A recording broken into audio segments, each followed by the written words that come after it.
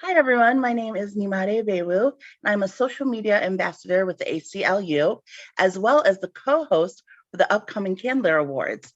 I'm so excited with me today, and I have one of the award recipients being honored, Rebecca Lowe. Hi Rebecca, thank you for joining me. Thank you for having me. Absolutely. Would you like to tell everybody just a little bit about yourself? My day job is that I work at the Lewes Public Library. I am the adult program coordinator, and I am also the development director. So that is my day job. And then Awesome. I volunteer in different capacities. And you're being so modest, you're also the founder as well as for the Women's March of Sussex, correct? I am one of the co-founders, yes, of Women's March Sussex, Delaware. Which is an amazing initiative. And I loved hearing a little bit more about it. I can't wait to hear all that you do at the award ceremony. But if you don't mind sharing with us a little bit about what the organization does and what you've been up to, because I think a lot of people hear it and think, oh, Women's March, they marched in March and now they're done, but it's so much more than that. And they still march. They're marching again, actually, in just a few days. Yeah, so I got started back in 2017, right after the election, and there was this call for a nationwide march for women. And I was talking to my daughter at the time who had voted in that election and who sobbed the next morning. And I was like, we should go. We need to go. We need to go to this Women's March thing. And then it kind of started to snowball because we started thinking of all these other people who'd wanted to go. And then I started hearing from other people, like they were like, oh, we know you're interested. Do you want to go? And I was like, I was thinking about going, but there's a lot of people to get there now. And, you know, there was a really good online presence, and I was able to hook up with some other people in Delaware, most of whom were up north. And I was like, well, wait a second, what about down in Sussex? We would like some buses too. And ended up being able to organize 3 buses, full of people from just eastern Sussex County to go there. And so we went to the march, and then we also wanted to kind of keep it going because we had, about 150 people from just our area that went to this one march. And so from there, I just started meeting other women who were very interested in doing this. And we're like, you know what, we're just going to form a Women's March Sussex. And that's what we did. We started working with the Women's March National, kind of following their guidelines and some suggestions for how to meet, for what to do. We were doing like postcard writing parties. We were doing like meet the candidates for when it was election time. We did a lot with education and outreach, particularly around like voter education, around understanding, Delaware politics. Unfortunately, COVID hit us pretty hard, as it did in many organizations. It really basically shut us down for 2 years because there was so much that we had done in person that it was hard to translate it to online work. And so now we are kind of back up and trying to get involved again. And one of the biggest areas that we've been involved is with reproductive rights and reproductive justice in Delaware.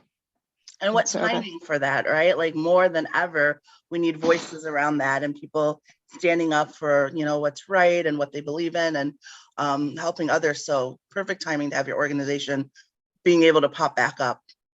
Yeah, exactly. And that's what had happened is they were starting to, back October of last year, they were doing the Bands Off Our Bodies rally, and that kind of re-galvanized us and connected us with some other groups who were doing the same type of justice work.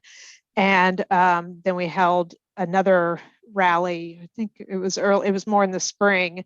And then Dobbs came down and we were like, okay, we need to really, pick up our game and be involved. So that's where we are right now. No, it's great. I can't thank you enough for all of the work that you do with that.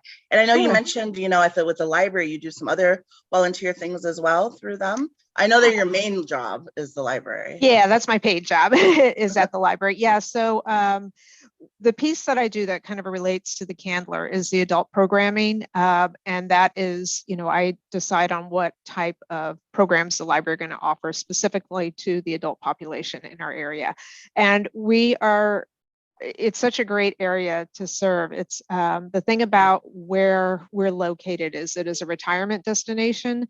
So you have a lot of people moving here from major metropolitan areas. So they're coming from DC, Philly, Pittsburgh, they're coming from New York and New Jersey now. And these folks tend to be highly educated, well-read, very intellectually curious. They want to kind of keep their mind going.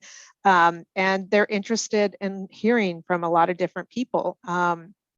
And I was able to make a lot of connections with, like Ron Collins, who I think knows everybody in the legal field and is a free speech lawyer. I mean, he's very interested in that. And so we've been able to do a lot of having guests on, bringing them here, a lot of Zoom actually, with really important figures in the law around like constitutional rights and other freedoms like that. So it's been really exciting to bring those kind of programmings here and help not only educate our population, but also just engage them in discussion and conversation around that. Which is great. I love that you focus on adult programming as well, because sometimes I feel like people act like libraries are obsolete, and they're really not. Like they're still very much a big part of the community. If anything, we should use them even more because of programs like yours that are offered. People are trying to educate themselves, learn new things, find out more about stuff. And it's like, usually the library is a free resource. And if you go, you can look up classes on different things. So I love that you're putting together topics that people are interested in, that they can go and they can find and participate in.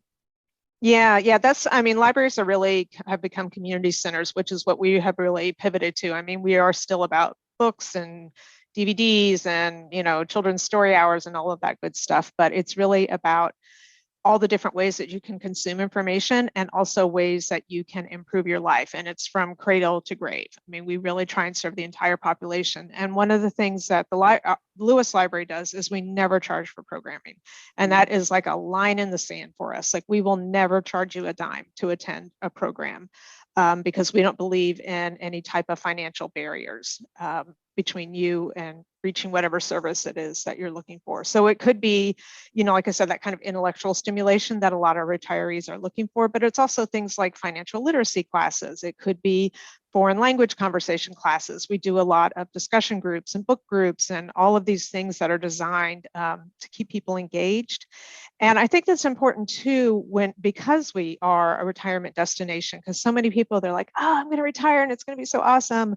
And a couple of things happen. One, they retire and all of a sudden they realize exactly what that means and all of that time that they have on their hands, which is really great for about the first month or three. And then you're like just sitting there going, okay, now what do I do? So we want to provide that opportunity. And then just the opportunity. The other thing is that you retire, you leave your community behind. And so a lot of people, they come here and they think it's going to be great, but they're really lonely because all of those neighbors that they hung out with and the friends they hung out with, they don't have that anymore. And even though people are coming to visit, it's not the same. So we try and be one of those places where people can come and start to make those connections again that they need, because we all know it's really hard to make friends as adults. And if we can be one of those, if we can be one of those places where we can help facilitate that very much needed social interaction, then we're going to do that. Yeah, and which is great because, like you said, there's no cost. It's a great way to build a new community and find people who are interested in the same things that you are. You're taking the same classes, so you're not even trying to fish for one to talk about. You can talk about the class, which is wonderful. Yeah.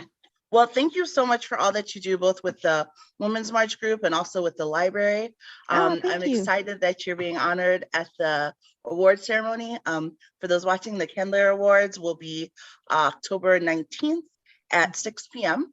We'll include the links below for you, but we hope you'll attend and you'll purchase tickets so that you can see Rebecca being honored, as well as our other honoree, Corey Priest. Thank you so much, and you have a great day. Thank you again, Rebecca. All right. Thank you so much.